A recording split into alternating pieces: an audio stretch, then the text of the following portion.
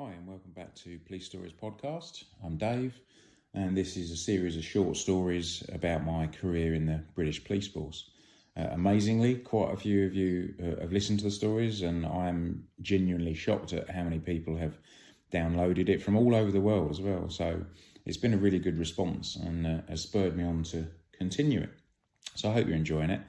So this next incident was a call that came in one night. By this time I had about 6 months maybe in the job. And I say the job because in the UK, universally, being in the police is known as the job.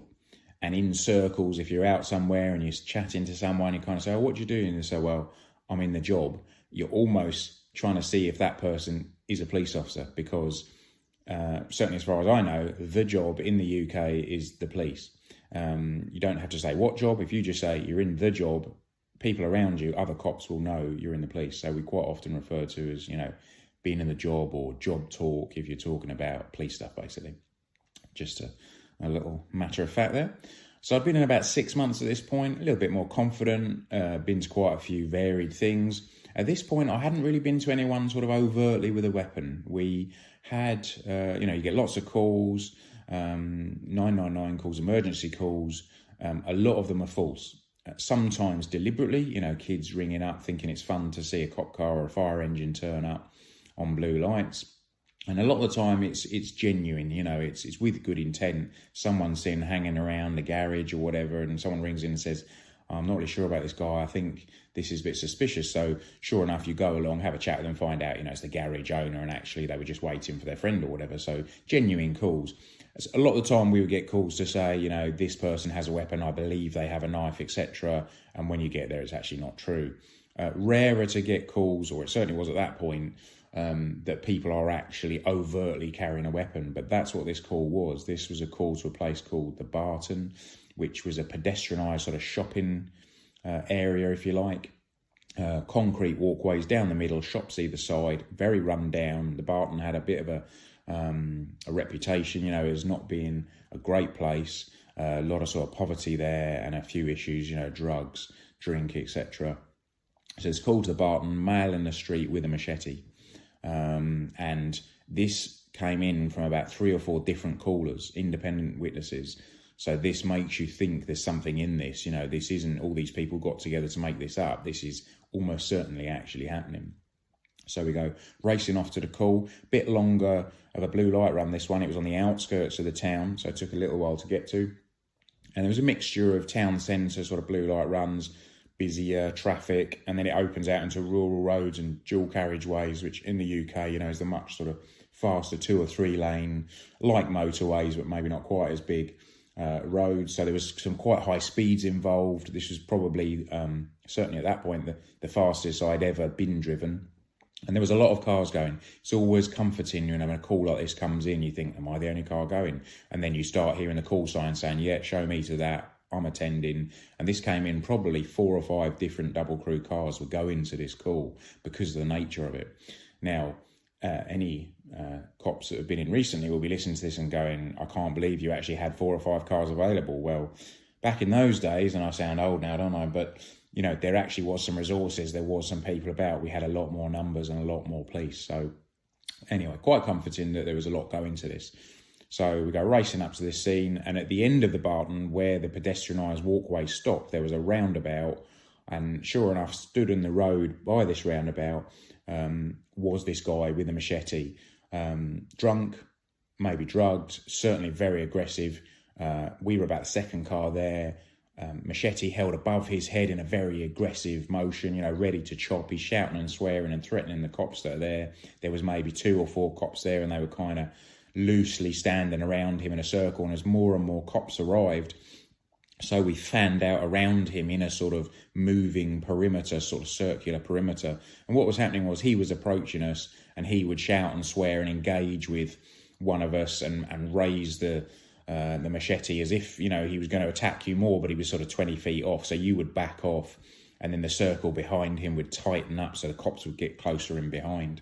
And in terms of tactics, there was no approved tactic at that point of how you deal with someone like this, really. Certainly in that moving perimeter, no one ever showed us how to do that. It just seemed the natural thing to do. And the reality is that's what happened a lot of the time. You sort of just did what felt right, and it wasn't really formalised. And I remember, and also our sort of OST training, our officer safety training was, well, it had barely started at that point, but it was very defensive. Police are always, or just starting to become concerned about sort of optics and how things look to the public when you deal with someone, even someone really violent, with a weapon, which, let's face it, could easily cause horrific injuries. Unfortunately, later in my career, I saw the injuries machetes can do, horrible weapons, sharp and heavy, with a bit of weight behind them. They can literally lop limbs off. And certainly I saw, unfortunately, stomachs opened up on several occasions when people have been slashed across the belly, really horrible weapons. I can't say I liked dealing with those at all. So yeah, there was nothing formal. It was very defensive. It was all about, holds and handcuffing and blocks and things like this. But, you really don't want to block a machete strike with your arm for obvious reasons. It's not going to end well. So around about this time, we were just starting to get some perhaps more offensive training where we were able to more sort of overtly deal with these people. And I remember a lot of the sort of old sweats, people that have been in the police a long time, were kind of grumbling, why do we need that stuff? We've always dealt with it. Why do we need training into this? We're not, Karate Kid. And there was a few naysayers, to say the least. But I remember the very first trainer that I ever had, he kind of stepped up, raised his fists at us at the beginning of the course, showed us each one of his fists and said, apparently some people need more than Ronnie and Reggie, referring to his fists. And that was a referral back to the Ronnie and Reggie Cray, the infamous sort of gangster criminal twins from the 60s in London. That's what he called his fists, Ronnie and Reggie. So he was saying, so I'm going to show you some ways of dealing with things. It did make me chuckle that, he'd named his fists Ronnie and Reggie, but that's just how it was. He was one of the job's characters, I think it's fair to say. So we'd had this training in one of the moves that had been shown to us, and I have to say I was kind of a little bit sceptical as well, was a sweeping leg kick. And it did look like something out of a martial arts show. And basically the intention was that ideally you'd surprise the person. So if he was speaking to one of your colleagues and they'd come and need to perform this sort of move, you basically stepped in and kicked him hard. I mean, as hard as you could and as fast as you could. And the sort of target zone was the middle of his calf. And the idea was that you sort of swept his legs out from under him, hence the name. So that was one of the things we've been shown. Now in training, we saw a couple of videos, and of course, again in training, it looked brilliant, perfect. And it did exactly what it should do. Of course, we had to go in training, and invariably, because your friend was waiting for it, and obviously it was training, so the kick wasn't as hard. It didn't seem that effective, but it was one that, you sort of put away in the memory banks. So we had that, as part of our armoury to deal with these things. And it was funny on the way to this job that I thought it was it was a strange job that it was, really, the police, because here you are kind of trying to race to the scene of this very, serious job and potentially dangerous job. And you were almost trying to outdo your friends. You're racing there, your blue lights are on, you hear all these call signs, saying that they're going too. So it becomes almost bizarrely a Jolly Boys outing.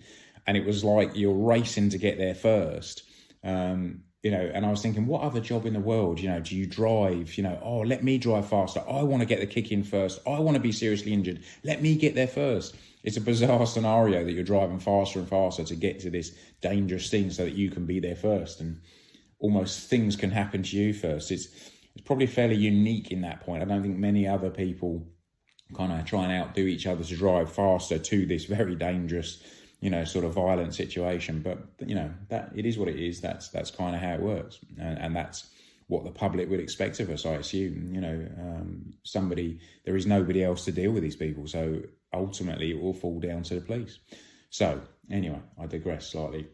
So here we are in this moving sort of perimeter around this guy. By now there's about maybe 10 of us in a circle around this guy. He's in the middle and he's turning from one to the other, raising the machete and sort of advancing with it above his head in like a chopping motion, ready to sort of slash at someone. And that cop invariably would back off. And so the circle would tighten up behind him and get in closer behind him, maybe with a view to doing something. At this point, even though he was kind of drunk, he would realise that the cops were closing in behind him, the circle, so he would turn immediately and kind of charge towards someone, and they would back off, and then the circle behind him would kind of move in, so it was this ebbing and flowing circle. And this continued for about 10 minutes. And to be honest with you, I was thinking at this point, I don't really know how this is going to come to a conclusion, because we're not going to go away. He doesn't look like he's about to give up. And the cops were trying to engage with him, speak to him, but he was beyond listening. There was no talking to this guy. And I was thinking, this is going to need one of us to end this, but I'm not really quite sure how. And it's going to need someone to step up and get closer to him. Ultimately, we didn't have the luxury of incapacitant sprays and tasers and baton guns. And I think all those things are fantastic, really. And they've actually saved a lot of lives, both police officers and, suspects, because, up until that point, all you had was, firstly, you had to get within striking range of whoever it was that had the weapon. So there's a very high chance you are going to get hit by a machete or whatever the weapon was, because, you have to get close enough to deal with him, and therefore you are very much on offer. Whereas, of course, the other option was basically hitting them on the head with a baton or a truncheon. But, of course, that creates a very real risk for them. You can imagine if you hit someone hard on the head, that could be fatal or certainly create serious injuries. So now we've got the ability in modern day times with taser and baton guns, and incapacitant spray, CS, parva, etc., to step off and actually be, have a bit of distance. So it creates that safety, but also the person has short-term pain. I've been pepper sprayed and CS both on purpose and by mistake during training on live incidents. Invariably, you'll get some on you, and I can tell you it really hurts. And certainly taser clearly is 5-second burst of 50,000 volts. Absolute agony. The whole body stiffens up. Someone locks into position and falls invariably, hopefully, like a tree onto the floor. So they have terrific pain for a few seconds. But the reality is, then people are on them, they're getting handcuffed, being restrained, and that's it. There's no further injury to them. Whereas if you go and hit them straight on the head with a baton, they could die. Likewise, if I have to get close enough, I can hit them with my baton. If they've got a machete, for example, then obviously I am within striking range. So I honestly think all those range of things we have now, and although, again, old school cops will tell you, well, you look a bit like Tackleberry, with all these bits hanging off your belt and you've got tasers and body armour and all this, but, things evolve, we move forward. And as I say, I think all those things have given cops, some good options, and is ultimately safer all round. Unfortunately, occasionally it goes horribly wrong, and people have died as a result of these things. But I think far more would have died on both sides, without the use of those things. Anyway, again, I digress, and we'll go back to Mr. Machete. So there is this evolving, moving sort of perimeter around him, ebbing and flowing, him threatening cops, then backing off, the ones behind closing up. And so this went on. Anyway, around about this point, one of my colleagues at the back, as he came forward and basically was, doing his raising of the machete, Chris, a friend of mine, closed in really tight and very fast behind him. And amazingly, and in fact, to everyone's amazement, performed the most perfect sweeping leg kick we'd ever seen. The contact point was ideal. The guy was taken completely by surprise. His boot sort of made contact with the middle of this guy's calf. And because it was surprising and as fast and as hard as he could do, it was just brilliant. He was completely upended, this guy, and he ended up landing flat on his back on the road, which is obviously quite hard.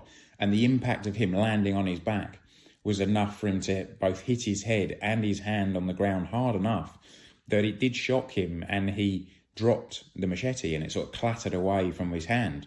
Well, this is all the chance we needed. Trust me, everyone knew this was our chance, and everyone closed in very quickly. So you had this almost comical moment where you've now got 10 cops running at this guy and literally leaping on him, and it becomes almost like a bundle like you might have had at school. Everyone just jumps on and grabs a bit. And again, it always makes you laugh because, in training, it's nice and slow. It's like, take the arm like this and twist the wrist like this, and you just clip a handcuff on. And then the reality is, in this scenario, he goes down on the floor. We all just leap on and grab a bit, any bit you can. And sometimes in the sort of bundle, I've seen all sorts of weird things happen. I've even seen cops have grabbed a wrist or a leg or anything and have just slapped a cuff on anywhere they can. And I've actually seen other cops handcuffed, because there's been a collection of wrists and arms and a gaggle of limbs flailing about trying to get hold of this person. And certainly in one scenario, a colleague got handcuffed by another colleague, I would say a fairly inexperienced colleague, who's panicked and just handcuffed the first thing he's seen, which was his friend. So that was pretty amusing. But anyway, in this scenario, a bit of a bundle, grabbed hold of the guy. Thankfully, the machete's clattered away. He's been handcuffed, and that's it. Job done. It was a real, wake-up call, I suppose, that actually we could do sort of over tactics. And as I say, absolutely, that saved us all serious injury and members of the public as well, because of the time of night, there wasn't many people about. But obviously there could have been. And it's one thing, police being attacked, but members of the public being attacked, it's absolutely the last thing we want. So this tactic, had it been, this was the days before mobile phones really were in sort of common use, so no one filmed it, there was no photos taken, we just saw it. But I think had anyone seen that really, I think most people would have been hard pushed to say that was over the top from a police point of view. This guy could have killed us. And basically he ended up with a few bruises and being handcuffed, that was it. So really it was the best case scenario for us. So there we go. That was that one. Mail the machete out the Barton. My first sort of weapon in the street, if you like. Unfortunately, it was the first of many, and we've got a few more of those stories to come as well. So hope you're enjoying it. Hope you keep coming back and still listening. By all means, subscribe and follow and come back. I say around about once a week I'll release one, sometimes more. But that's what I'm aiming for, depending on life getting in the way. Anyway, thanks for your time. Hope you enjoyed it. Take it easy. See you next week. Bye.